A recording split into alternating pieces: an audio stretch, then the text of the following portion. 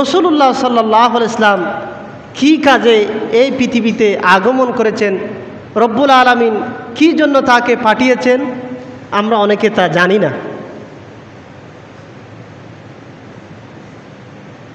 আল্লাহ পাক রব্বুল আলামিন তার রসুলকে এই পৃথিবীর মধ্যে পাঠিয়েছেন সমস্ত শিরিক থেকে, জুলুম থেকে মানব জাতিকে সঠিক পথে আনার জন্য। আল্লাহ পাক রব্বুল আলামিন যুগে যুগে পৃথিবীর মধ্যে রসুলদেরকে প্রেরণ করেছেন। বড় করে বলি সুবহানাল্লাহ। এখন আমরা পৃথিবীর মধ্যে শান্তি খুঁজি, কিন্তু শান্তি আমরা কোথাও পাই না। আমরা একটু শান্তিতে থাকার জন্য গণতন্ত্র, সমাজতন্ত্র, একনায়কতন্ত্র, ধর্মনিরপেক্ষবাদ, এই সমস্ত মতবাদগুলা নিয়ে আমরা রাষ্ট্র পরিচালনা করতে চাই। এই রাষ্ট্রের মাধ্যমে আমরা শান্তি খুঁজি কিনা? আমরা যদি আমেরিকার দিকে তাকাই, এখানে গণতন্ত্র, তারা বলে যে আমরা সফল। যদি চীনের দিকে তাকাই, তারা বলে যে আমরা সমাজতন্ত্র, আমরা সফল। কিন্তু প্রকৃতপক্ষে দেখা যায় যে সবচাইতে যেই জায়গার মধ্যে তারা সফল মনে করে আমেরিকা, ওখানেই খুন খারাপি 24 ঘন্টা লেগে থাকে, ঠিক কিনা? তাহলে আসলে বোঝা গেল যে সমাজতন্ত্র, গণতন্ত্র, ধর্মনিরপেক্ষতাবাদ এগুলো কোনোদিনও সমাজের মধ্যে, দেশের মধ্যে শান্তি প্রতিষ্ঠিত করতে পারে না। শান্তি প্রতিষ্ঠিত করতে পারে একমাত্র হলো কল্যাণমূলক রাষ্ট্র, যেই রাষ্ট্রের বিধান দিয়েছে আল্লাহ এবং তার রসুল। বড় করে বলি সুবহানাল্লাহ। এই জন্য আসলে আমাদের সমাজটা এমন হয়ে গিয়েছে যে এখন দেশটা চলে গেছে সুর বাটফারের হাতে। আপনি যদি ভারতীয় উপমহাদেশের দিকে তাকান, আজ থেকে 200 বছর আগে এই ভারতীয় উপমহাদেশের মধ্যে মুসলমানরা 750 বছর শাসন করেছে। কয়শো বছর? মুসলমান শাসিত দ্বারা এই ভারতীয় উপমহাদেশ কি হয়েছে? শাসিত হয়েছে। আজ মুসলমানরা তাদের মূল লক্ষ্যের মধ্যে না থাকার কারণে তাদেরকে ক্ষমতা থেকে আল্লাহ পাক রব্বুল আলামিন বিতাড়িত করে দিয়েছেন। এই জন্য আল্লাহ পাক রব্বুল আলামিন পবিত্র কোরআনের 22 নম্বর সূরা, সূরাতুল হজ 41 নম্বর আয়াতের মধ্যে বলেন, আমি যদি তাদেরকে পৃথিবীর মধ্যে ক্ষমতা দান করি, তারা যদি রাষ্ট্র ক্ষমতায় যায়, তাহলে তারা 4টি কাজ করবে। কয়টি কাজ করবে? 4টি কাজ করবে। এখানে বোঝানো হয়েছে মুহাম্মদ রাসূলুল্লাহ সাল্লাল্লাহু আলাইহি ওয়াসাল্লামের অনুসারী খোলাফায়ে রাশিদিনের সময়গুলোকে বোঝানো হয়েছে। আমি যদি পৃথিবীর মধ্যে আমার বান্দাদেরকে ক্ষমতা দান করি, তাহলে তারা ক্ষমতা পেলে কয়টা কাজ করবে? 4টি কাজ করবে। রব্বুল আলামিন বলেন, আল্লাযীনা ইম্মাক্কান্নাহুম ফিল আরদি আকামুস সালাতা ওয়া আতাউজ যাকাতা وأمروا بالمعروف ونهوا عن المنكر। রব্বুল আলামিন বলেন, আমি যদি পৃথিবীর মধ্যে আমার বান্দাদেরকে ক্ষমতা দান করি, তাহলে তারা 4টি কাজ করবে। 1 নাম্বার হলো আকামুস সালাত, তারা নামাজ প্রতিষ্ঠা করবে। কি করবে? নামাজ প্রতিষ্ঠা করবে। 2 নাম্বার হচ্ছে তারা যাকাত ভিত্তিক সমাজ প্রতিষ্ঠা করবে। 3 নাম্বার হলো তারা সৎ কাজের আদেশ দিবে, অসৎ কাজ থেকে নিষেধ করবে। এই 4টি কাজ যদি করে, তাহলে সেই সমাজের মধ্যে কোনো দুর্নীতি থাকবে না, সেই সমাজের মধ্যে কোনো রাহাজানি থাকবে না, সেই সমাজের মধ্যে কোনো টাকা পাচার হবে না। হবে? এই 4টি কাজের একটি কাজও কি আমাদের মধ্যে আছে? এখন পৃথিবীর মধ্যে অনেক মুসলিম রাষ্ট্র আছে। এই মুসলিম রাষ্ট্রগুলোর মধ্যে সার্বক্ষণিক হানাহানি, মারামারি, দুর্নীতি শেষ নাই। কি জন্য নাই? এই 4টি কাজ না থাকার কারণে। তাহলে আল্লাহ রাসূল সাল্লাল্লাহু আলাইহি ওয়াসাল্লাম বলেছেন, কল্যাণমূলক রাষ্ট্র প্রতিষ্ঠাই হলো একমাত্র শান্তির উপায়। আল্লাহ পাক রব্বুল আলামিন বলেন, তাহলে তোমরা যদি আমার বান্দাদেরকে যদি আমি ক্ষমতা দিই, তাহলে তারা কি করবে? 1 নম্বরে নামাজ প্রতিষ্ঠা করবে, 2 নম্বরে জাকাত ভিত্তিক সমাজ প্রতিষ্ঠা করবে। তাহলে কেন এই 4টি কাজ করলে কেন কি হবে না? সমাজের মধ্যে কোনো দুর্নীতি হবে না, কোনো রাহাজানি হবে না। এটার কারণ হচ্ছে মানুষ যতগুলো খুন খারাপি করে থাকে তার পিছনের কারণ যদি আপনি খুঁজতে যান, অর্থনৈতিক কারণ রয়েছে। কি কারণ রয়েছে? অর্থনৈতিক। এই জন্য জাকাত ভিত্তিক যখন সমাজ প্রতিষ্ঠা হবে তখন আর সমাজের মধ্যে কেউ অনাহারে থাকবে না, অর্ধাহারে থাকবে না। বড় লোকদের থেকে রাষ্ট্র কি করে? তাদের থেকে জাকাত গ্রহণ করে গরিবদের মাঝে বিলিয়ে দেবেন। বড় করে বলি সুবহানাল্লাহ। আর কল্যাণমূলক রাষ্ট্রের 3 নম্বর কাজ হলো মানুষকে সৎ কাজের আদেশ দিবে, অসৎ কাজ থেকে কি করবে? নিষেধ করবে। এখন কি রাষ্ট্র আমাদের সৎ কাজের আদেশ দেয়?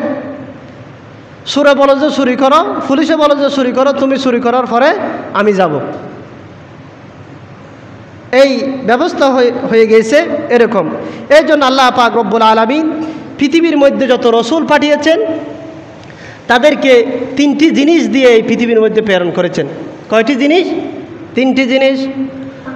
لقد أرسلنا رسلنا بالبينات وأنزلنا معهم الكتاب والميزان ليقوم الناس بالقسط। আল্লাহ পাক রব্বুল আলামিন বলেন, আমি যত রসুল পাঠিয়েছি তাদেরকে 3টি জিনিস দিয়েছি। একটি হলো নির্দেশনা। নির্দেশনা হচ্ছে মুআজ্জাজা। প্রত্যেক নবী রসুলকে আল্লাহ তাআলা কি দিয়েছে? মুআজ্জাজা দিয়েছে, যে মুআজ্জাজার মাধ্যমে মানুষ জানতে পারে যে ইনি একজন কি রসুল বা নবী। 2 নম্বর হলো তাদেরকে দিয়েছে কিতাব। তাদেরকে কি দিয়েছে? কিতাব দিয়েছে। 3 নম্বরে দিয়েছে ওয়াল মিজান। মিজান বলা হয় ন্যায় এবং ইনসাফ। কোনো নবী কিন্তু কারো প্রতি জুলুম করে নাই। কি করে নাই? জুলুম করে নাই। সকলের উপর তিনি ইনসাফ ভিত্তিক সমাজ প্রতিষ্ঠা করতে চেয়েছেন। প্রত্যেক নবীকে কি দিয়েছে? তাদেরকে দিয়েছে প্রমাণ সহ মুআজ্জাজা। 2 নম্বরে কিতাব, 3 নম্বরে মিজান। আল্লাহ পাক রব্বুল আলামিন বলেন, এগুলো আমি তাদেরকে দিয়েছি এবং আরও দিয়েছি ওয়া আনজালনাল হাদিদা ফীহি বা'সুন শাদীদুন ওয়া মানাফিউ লিন-নাস। এবং আমি লোহা নাজিল করেছি। আল্লাহ পাক রব্বুল আলামিন বলেন, আমি পৃথিবীর মধ্যে কি নাজিল করেছি? লোহা নাজিল করেছি। আপনি যদি দেখেন লোহা দিয়ে পৃথিবীর মধ্যে যত গুরুত্বপূর্ণ কাজ রয়েছে, এই গুরুত্বপূর্ণ কাজের মধ্যে কি ব্যবহৃত হয়? লোহা ব্যবহৃত হয়। লোহা কিন্তু নাজিল হয়েছে। কি হয়েছে? আসমান থেকে নাজিল হয়েছে। তাফসীরের মধ্যে বিভিন্ন বিষয় এই লোহা সম্পর্কে ব্যাখ্যা রয়েছে। লোহার কথা বলার কারণ হচ্ছে লোহা হচ্ছে এমন একটি শক্তিশালী জিনিস। পৃথিবীর মধ্যে যদি আপনি দেখেন অ্যাটম বোমা থেকে শুরু করে জাহাজ, যুদ্ধজাহাজ, অস্ত্র, যতগুলো অত্যাধুনিক জিনিস রয়েছে ওগুলো বানাতে কিন্তু কি লাগে? লোহা লাগে। এখানে লোহার কথা বলার কারণ হচ্ছে আল্লাহ তাআলা নবী রসুলদেরকে পাঠিয়েছেন সত্য দিন সহ, তাদেরকে চিনার জন্য কতগুলো নির্দেশনা দিয়েছে, কিতাব দিয়েছে এবং তারা সমাজের মধ্যে ন্যায় ইনসাফ প্রতিষ্ঠা করেছে। এইগুলো দেখার পরও যারা রসুলের উপর ঈমান আনবে না, আল্লাহ তাআলার এবং তার রসুলের আনুগত্য করবে না, এই লোহা দিয়ে তাদের জন্য যুদ্ধ করার জন্য আল্লাহ পাক রব্বুল আলামিন নির্দেশ দিয়েছে। বড় করে বলি সুবহানাল্লাহ। এই লোহা দিয়ে আরও আমাদের অনেক উপকার হয়। লোহা দিয়ে আমরা দা বানাই, খুন্দি বানাই, অনেক কিছু এই লোহা দিয়ে আমরা করে থাকি। তাহলে মূল কথা হচ্ছে এখানে আল্লাহ তাআলা রসুলের মাধ্যমে আমাদেরকে কি দিয়েছে? রসুল কিভাবে চিনব তার নির্দেশনা দিয়েছে, কিতাব দিয়েছে, ইনসাফ ভিত্তিক সমাজ প্রতিষ্ঠার যতগুলো কাঠামো রসুলের মাধ্যমে আমাদেরকে দিয়েছে। তারপরেও যদি এই রসুলের আনিত বিধান সম্পর্কে যদি আমরা জ্ঞান না রাখি, রসুলের বিধান অনুযায়ী যদি আমরা না চলি, তাহলে আল্লাহ তাআলা বললেন যে তাহলে অস্ত্র দিয়ে তাদের সাথে কি করো? যুদ্ধ করো। তাহলে বলতেছিলাম কল্যাণমূলক রাষ্ট্র। রসুল্লাহ সাল্লাল্লাহু আলাইহি ইসলামের আগমনের উদ্দেশ্য ছিল পৃথিবীর মধ্যে একটা কল্যাণমূলক রাষ্ট্র প্রতিষ্ঠা করবে। কি মূলক রাষ্ট্র? কল্যাণমূলক রাষ্ট্র। তাহলে কল্যাণমূলক রাষ্ট্র প্রতিষ্ঠা করতে গেলে উত্তম মানুষের প্রয়োজন। কি মানুষের প্রয়োজন? যে কোনো মানুষ দিয়ে কল্যাণমূলক রাষ্ট্র প্রতিষ্ঠা করা যায় না। সেই জন্য সর্বশ্রেষ্ঠ উম্মত এটা ছিল বনি ইসরাইলদের, তাদের থেকে কেড়ে নিয়ে আল্লাহ পাক রব্বুল আলামিন এই শ্রেষ্ঠ উম্মতের লকব আমাদেরকে দিয়েছেন। কোথায় বলেছেন? রব্বুল আলামিন সূরাত আল ইমরানের মধ্যে 110 নং আয়াতের মধ্যে বলেন, কুনতুম খায়রা উম্মাতিন উখরিজাত লিন-নাসি তা'মুরুনা বিল মা'রুফি ওয়া তানহাউনা আনিল মুনকার। আল্লাহ পাক রব্বুল আলামিন বলেন, কুনতুম খায়রা উম্মাতিন, তোমরা হলো সর্বশ্রেষ্ঠ জাতি। কাদেরকে বলা হয়েছে? আমাদেরকে বলা হয়েছে তোমরা সর্বশ্রেষ্ঠ জাতি। কি করলে তোমরা সর্বশ্রেষ্ঠ জাতি হবে? আল্লাহ পাক রব্বুল আলামিন বলেন, তা'মুরুনা বিল মা'রুফি ওয়া তানহাউনা আনিল মুনকার। সর্বশ্রেষ্ঠ জাতির হওয়ার জন্য দুইটি কাজ করতে হবে। সৎ কাজের আদেশ দিতে হবে, অসৎ কাজ থেকে মানুষকে নিষেধ করতে হবে। আমরা করি এখন? না, করি না। আগে আমরা ছোটোবেলায় দেখতাম যে মানুষ রাস্তাঘাটে জুয়া না খেলে একদম নির্জনে গিয়ে কি খেলতো? জুয়া খেলতো। দুই একজনকে চেক দেওয়ার জন্য দিত, কেউ আসে কিনা। তখন সমাজের মধ্যে নিয়মটা প্রচলন ছিল। কোনো মুরব্বীকে সম্মান করতো, বলতেছে অমুক ব্যক্তি আসতেছে, সবাই কি যেত? ফালিয়ে যেত। তখন সমাজের মধ্যে একটা সৎ কাজের আদেশ, অসৎ কাজের নিষেধ করার একটা প্রচলন ছিল। বর্তমান সমাজ এখন কি হয়ে গেছে? বাপ চাচা চলে যাচ্ছে, বাইফুত ছেলে জুয়া খেলতেছে, বলার ক্ষমতা নাই, সাধ্য নাই। ক্ষমতা নাই, কি নাই? সাধ্য নাই। তাহলে তাকে সর্বশ্রেষ্ঠ উম্মত বলা যাবে না। আল্লাহ পাক রব্বুল আলামিন বলেন, উখরিজাত লিন-নাস, তোমাদেরকে বের করা হয়েছে, তা'মুরুনা বিল মা'রুফ ওয়া তানহাউনা আনিল মুনকার। সৎ কাজের আদেশ দিতে হবে, অসৎ কাজ থেকে কি করতে হবে? নিষেধ করতে হবে। এটা যদি না করি তাহলে কি হবে? আল্লাহ পাক রব্বুল আলামিন বনি ইসরাইলকে ধ্বংস করে দিয়েছেন। কেন ধ্বংস করেছে? সেই কথা আল্লাহ পাক রব্বুল আলামিন সূরাতুল মাইদার ৭৯ নং আয়াতের মধ্যে বলেন, কানু লা ইয়াতানাহাউনা আন মুনকারিন ফাআলু। সমাজের মধ্যে যখন মানুষ খারাপ কাজ করত, এই খারাপ কাজকে তারা কি করত না? বাধা দিত না। তারা কি করত? কোনো মানুষ যদি প্রথমে খারাপ কাজ করত, তারা বলতো যে তোমরা এই কাজটি করিও না, এটা খারাপ কাজ। প্রথমে তারা এইভাবে বলতো। এরপরে তারা কি করত? আবার এর পরের দিন গিয়ে যে খারাপ কাজগুলো করেছে এদের সাথে ওঠা বসা করত, এটার সাথে ঠাট্টা মস্কারি করত, এদের সাথে যাবতীয় সব কিছু করত। তা আল্লাহ পাক রব্বুল আলামিন বলেন, লাবিসা মা কানু ইয়াফআলুন। এটা কিন্তু বড়ই গহিত কাজ। আমরা দেখি যে এখন এমপি বলেন, মন্ত্রী বলেন, চেয়ারম্যান বলেন, মেম্বার বলেন, এগুলো কিন্তু আমাদের ভোট দিয়েই হয়। এটা মানেন? আমি জানি যে এই ব্যক্তিটা খারাপ, মদখোর, ইয়াবা ব্যবসায়ী, এই ক্ষমতা গেলে টাকা দেশ থেকে বিদেশে পাচার করবে, তারপরও চোখ বুঝে ভোটটা কাকে দিই? তাদের সম্পর্কে আল্লাহ পাক রব্বুল আলামিন কঠিন কথা বলেছেন। আপনি যাকে ভোট দিবেন, আপনি এক লোককে ভোট দিয়েছেন, সিল মেরেছেন, তার জন্য সুপারিশ করেছেন, ওই ব্যক্তি যদি ক্ষমতায় যায়, ক্ষমতায় যাওয়ার পরে রাষ্ট্রের মধ্যে ইসলামিক কার্যকলাপ করে, সমাজের মধ্যে সমাজ সংস্কারের কাজ করে, মানুষকে সৎ কাজের আদেশ দেয়, তাহলে এর একটা অংশ আপনার আমলনামায় আল্লাহ পাক রব্বুল আলামিন দিয়ে দিবেন। রব্বুল আলামিন সেই কথা সূরাতুন নিসার ৮৫ নং আয়াতের মধ্যে বলেন, মান ইয়াশফা শাফাআতান হাসানাতান ইয়াকুল লাহু নাসিবুম মিনহা। কোনো ব্যক্তি যদি কোনো ব্যক্তিকে সুপারিশ করে, তাকে ভোট দেয়, সিল মারে, এই সিল মারার কারণে, ভোট দেওয়ার কারণে ওই ব্যক্তি যদি সংসদে যায়, সংসদে যাওয়ার পরে যদি ইসলামের জন্য কাজ করে, রাষ্ট্রের জন্য কাজ করে এবং ইসলামিক কাজ করে, তাহলে যেই ভালো কাজটি করেছে ওই ভালো কাজের একটি অংশ আল্লাহ পাক রব্বুল আলামিন আপনার আমলনামায় দিয়ে দিবেন। বড় করে বলি সুবহানাল্লাহ। আর যেই ব্যক্তিকে আপনি ভোট দিয়েছেন, সিল মেরেছেন, সুপারিশ করে মন্ত্রিত্বের পর্যায়ে পৌঁছিয়েছেন, ওই ব্যক্তি যদি দুর্নীতি করে, ওই ব্যক্তি যদি টাকা পাচার করে, ওই ব্যক্তি যদি সমাজের মধ্যে অশান্তি সৃষ্টি করে, মানুষ খুন করে, তাহলে কি হবে? রব্বুল আলামিন বলেন, ওয়ামান ইয়াশফা শাফাআতান সাইয়্যাতান ইয়াকুল লাহু কিফলুম মিনহা।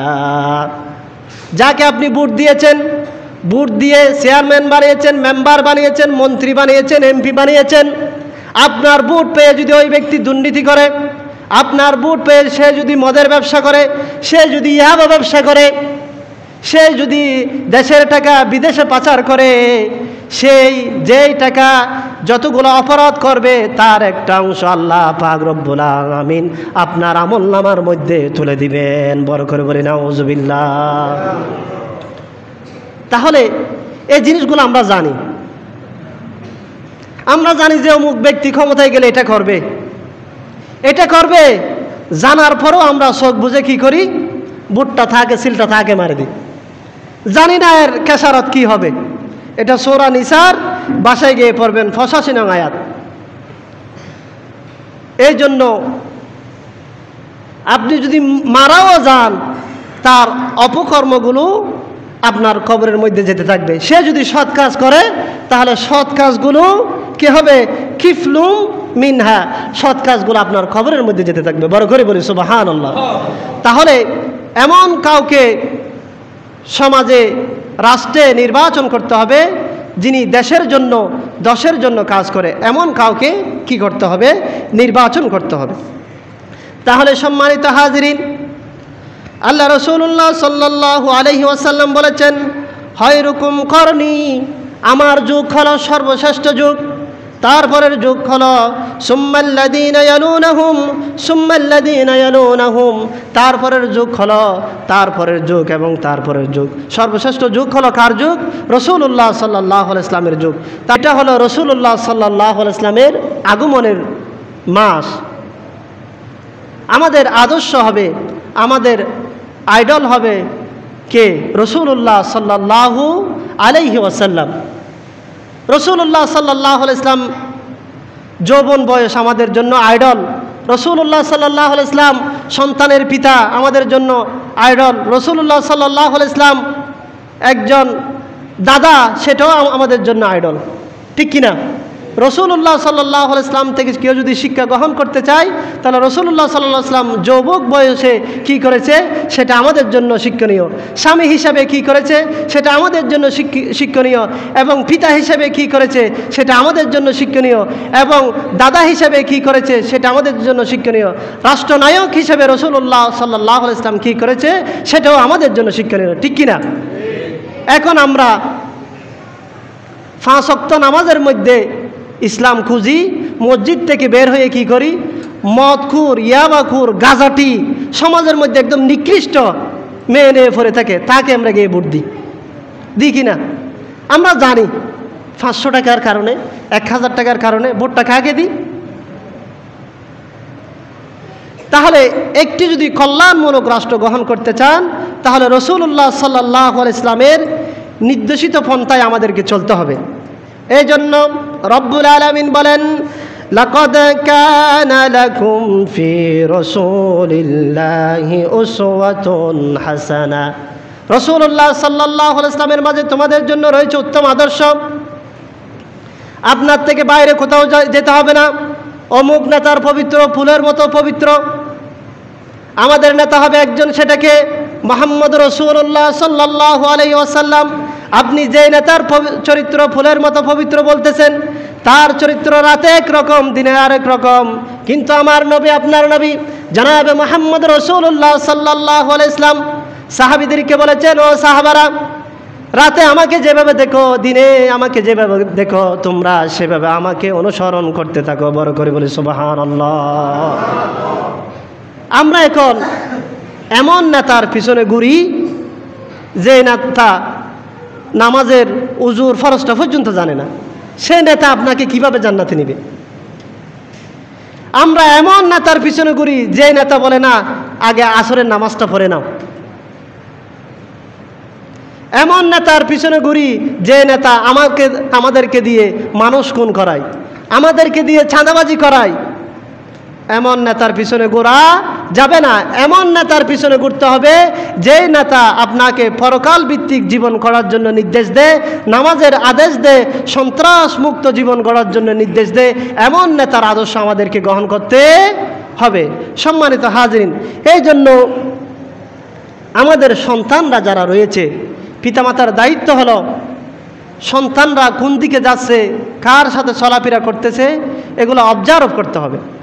এগুলো যদি না করেন তাহলে ছেলে ধ্বংস হয়ে যাবে। অল্প কিছু টাকার জন্য ছেলে কি হয়ে যাবে? ধ্বংস হয়ে যাবে। এই জন্য রাসূলুল্লাহ সাল্লাল্লাহু আলাইহি ওয়াসাল্লাম একটা কল্যাণমূলক রাষ্ট্র কি হবে তার নির্দেশনা দিয়ে দিয়েছেন। আমাদের রাষ্ট্র ব্যবস্থায় আধুনিক রাষ্ট্রবিজ্ঞানের সংজ্ঞায় মানুষকে সর্বময় ক্ষমতার মালিক বলা হয়। এই যে আধুনিক রাষ্ট্রবিজ্ঞান এখন যে বের হয়েছে, এখানে বলা হয়েছে রাষ্ট্রের সার্বভৌম ক্ষমতার অধিকারী হলো কোথায়? কে? মানুষ। কিন্তু আল্লাহ এবং তার রাসূলুল্লাহ সাল্লাল্লাহু আলাইহি ওয়াসাল্লামের স্থাপিত কল্যাণমূলক রাষ্ট্রের মূল ভিত্তি হলো আল্লাহ পাক রব্বুল আলামিন বলেন, ইনিল হুকুমু ইল্লাল্লাহ। রাসূলুল্লাহ সাল্লাল্লাহু আলাইহি ওয়াসাল্লাম এবং আল্লাহ তাআলা যে রাষ্ট্রের কি দিয়েছে, মূল ভিত্তি করেছেন, তার হুকুম চলবে একমাত্র আল্লাহ পাক রব্বুল আলামিনের। বড় করে বলি সুবহানাল্লাহ। কল্যাণমূলক রাষ্ট্র চলবে একমাত্র আল্লাহ তাআলার নির্দেশে। সেই কথাও বলেন সূরা আরাফের মধ্যে আল্লাহ পাক রব্বুল আলামিন বলেন, আলা লাহুল খালকু ওয়াল আম। সৃষ্টি যার, আদেশ তার। আমরা এখন কি করি? বলেছিলাম গণতন্ত্র, সমাজতন্ত্র, একনায়কতন্ত্র, ধর্মনিরপেক্ষতা, এগুলা কি করে? সমাজের মধ্যে শান্তি প্রতিষ্ঠিত করতে চায়, কিন্তু কখনো এগুলা দিয়ে শান্তি প্রতিষ্ঠা হবে না। যেহেতু এই দুনিয়া সৃষ্টি করেছেন কে? আল্লাহ বলেন, আলা লাহুল খালকু। এই পৃথিবী সৃষ্টি করেছে আমি, এই পৃথিবীর মধ্যে রাষ্ট্র সৃষ্টি করেছি আমি, তাহলে এই রাষ্ট্রে নিয়ম চলবে আমার নিয়ম অনুযায়ী। বড় করে বলি সুবহানাল্লাহ।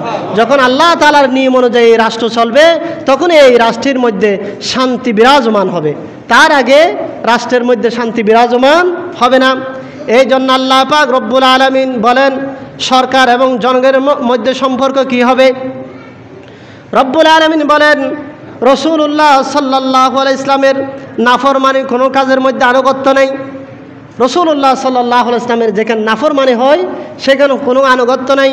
রব্বুল আলামিন বলেন, ইয়া আইয়ুহাল্লাযীনা আমানু আতিউল্লাহা ওয়া আতিউর রাসূলা ওয়া উলিল আমরি মিনকুম। রব্বুল আলামিন বলেন, তোমরা আল্লাহ এবং আমার রসুলের আনুগত্য করো। আল্লাহ এবং কার আনুগত্য করো? রসুলের আনুগত্য করো। সাথে সাথে তোমাদের নেতাদের আনুগত্য করো। কার আনুগত্য করার জন্য বলেছে? নেতাদের। তো এখন আমার নেতা কে হবে? আমার নেতা কে? আমার নেতা কি অমুক ভাই সমুক ভাই, যিনি রাতে করে একটা, দিনে করে আরেকটা, যিনি দুর্নীতির চ্যাম্পিয়ন, যিনি সমাজের মধ্যে তার ক্ষমতাকে টিকিয়ে রাখার জন্য সমাজের মধ্যে ঝামেলা সৃষ্টি করে দেয়, যিনি তাদের সন্তানদেরকে বাংলাদেশে পড়ানোর জন্য জায়গা হয় না, যাদের জায়গা হয় বিদেশের মধ্যে। আপনি দেখবেন যারা এমপি, মন্ত্রী, মিনিস্টার, তাদের সন্তান সচরাচর বাংলাদেশের মধ্যে পড়ে না। তারা মানুষের সন্তানকে সন্ত্রাসের মধ্যে লেলিয়ে দিয়ে তার সন্তানকে সুন্দরভাবে বিদেশের মধ্যে পড়ানোর জন্য পাঠিয়ে দেয়, ঠিক কিনা? তাহলে আমাদের নেতা কে হবে? ওয়া উলিল আমরি মিনকুম। আমাদের নেতা হবে তিনি যিনি আমাদেরকে নামাজের আদেশ দিবে, সৎ কাজের আদেশ দিবে, অসৎ কাজ থেকে নিষেধ করার জন্য যিনি আমাদেরকে সহযোগিতা করবে, তিনি হবে আমাদের নেতা। কোনো সুর বাটফার আমাদের নেতা হতে পারে না। তাহলে বলতে চাচ্ছিলাম যে কল্যাণমূলক রাষ্ট্র প্রতিষ্ঠার জন্য 4টি কাজ করতে হবে। যদি যাদেরকে আল্লাহ তাআলা ক্ষমতা যদি দেয়, তার বান্দাদেরকে যদি ক্ষমতা দেয়, তাহলে তারা 4টি কাজ করবে। 1 নম্বর হলো নামাজ প্রতিষ্ঠা করবে, 2 নম্বর হলো যাকাত ভিত্তিক সমাজ প্রতিষ্ঠা করবে, সৎ কাজের আদেশ দিবে, অসৎ কাজ থেকে মানুষকে নিষেধ করবে। তখনই একটি কল্যাণমূলক রাষ্ট্র পরিচালিত হবে। এখন আমরা সমাজের মধ্যে বলে থাকি তুই খারাপ, তুই খারাপ, একজন অপরজনকে বলতে থাকি, কিন্তু আমি নিজে কতটুকু ভালো আমরা বলি যে হাই হাই আমাদের সমাজটা খারাপ হয়ে গেছে, বলে কি না?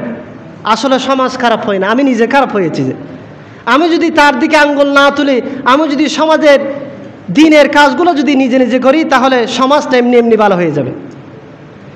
নিজ থেকে যদি আমি সমাজের কুসংস্কারগুলো যদি আমি না করি, সমাজের যেগুলো বিশৃঙ্খলা কাজ হয় এগুলো যদি আমি না করি, অন্যজনকে যদি আমি দোষারোপ না করি, নিজে নিজে যদি করি, তাহলে দেখবেন যে আমাদের সমাজটা অটোমেটিকলি কি হয়ে যাবে, ভালো হয়ে যাবে। এই জন্য আমাদের নেতা হবে তিনি, যিনি আমাদেরকে পরকাল ভিত্তিক যে একটা জীবন রয়েছে, মানুষ এখন হতাশায় ভুগে। আপনি যদি পরকাল ভিত্তিক জীবনযাপন করেন, তাহলে আপনার মাঝে হতাশার কোনো কাজ করবে না। সম্মানিত হাজরিন, আসলে রাসূলুল্লাহ সাল্লাল্লাহু আলাইহি ওয়াসাল্লামের জীবনে আমাদের বড়ই দরকার। রাসূলুল্লাহ সাল্লাল্লাহু আলাইহি ওয়াসাল্লামের দাওয়াত কী ছিল, মিশন কী ছিল, এগুলো যদি আমরা না জানি, তাহলে এই ধরুন আগামীকালকে আমাদের কি হবে? রাসূলুল্লাহ সাল্লাল্লাহু আলাইহি ওয়াসাল্লামের দুনিয়ার মধ্যে আসার উপলক্ষে আমরা একটা জুলুস কি করব, উদযাপন করব। কিন্তু এটার আগে আমাদের প্রধান দায়িত্ব হচ্ছে ফজরের নামাজটা জামাতে আদায় করা। আপনি যদি ফজরের নামাজটা জামাত আদায় না করে রাস্তায় গিয়ে যদি গাড়িতে চড়ে ফারানো দিয়ে ফেলেন, এর মধ্যে আপনার মধ্যে কোনো কল্যাণ নাই। আপনারা জুলুসে যাবেন, ঠিক আছে, আগে ফজরের নামাজটা আগে পড়ে নেবেন।